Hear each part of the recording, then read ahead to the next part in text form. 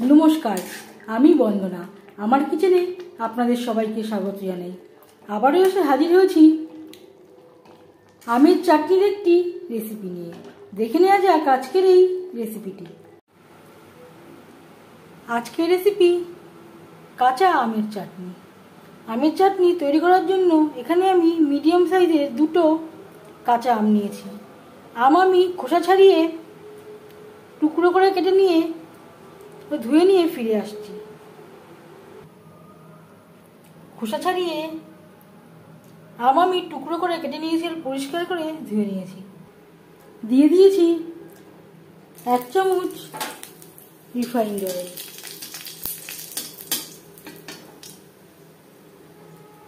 একটা শুকনো লঙ্কা যেটা আমি টুকরো করে নিয়েছি, আর দিয়ে দেব 1/2 চামচ পাঁচফোড়ন।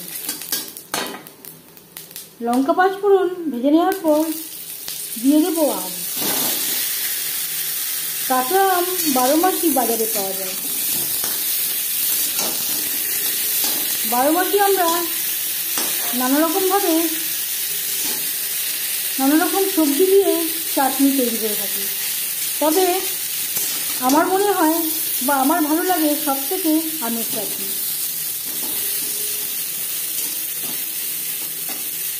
আমের চাটনি স্বাদ ও গন্ধই আলাদা।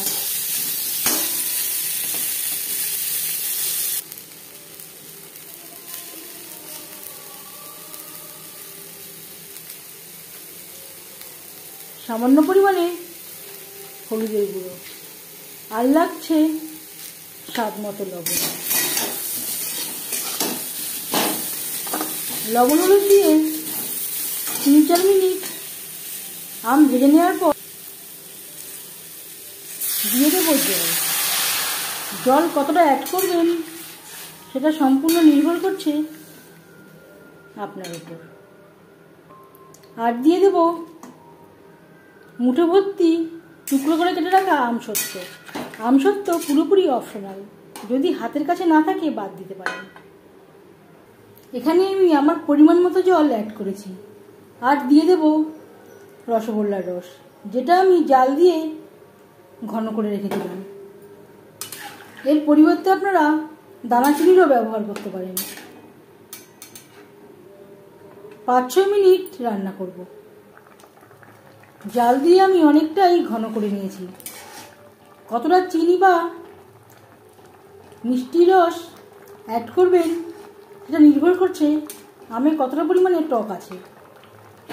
এখানে আমি আমার পরিমাণ মতো মিষ্টি রস অ্যাড করলাম।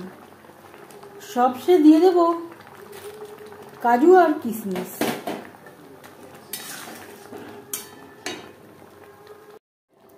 এবার যাচ্ছি ফাইনাল স্টেপে। সবশেষে দিয়ে দেব 1/2 চামচ ভাজা মশলা। এই ভাজা মশলা ব্যবহার করার জন্য চাটনির স্বাদ ও গন্ধ অনেকটাই বেড়ে যাবে। গ্যাসের ফ্লেমটা বন্ধ করে দেব। একটা পাত্রে উঠিয়ে নেব। সার্ভ করার জন্য আমের চাটনি রেডি। চাটনি রেসিপিটি কেমন লাগলো অবশ্যই জানাবেন কমেন্টের মাধ্যমে।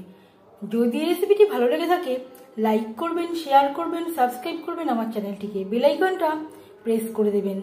যখন আমি নতুন ভিডিও আপলোড করব তার নোটিফিকেশান সবার আগে আপনার কাছে পৌঁছে যাবে। আপনারা সবাই অনেক অনেক ভালো থাকবেন। এই ভিডিওটি দেখার জন্য ধন্যবাদ।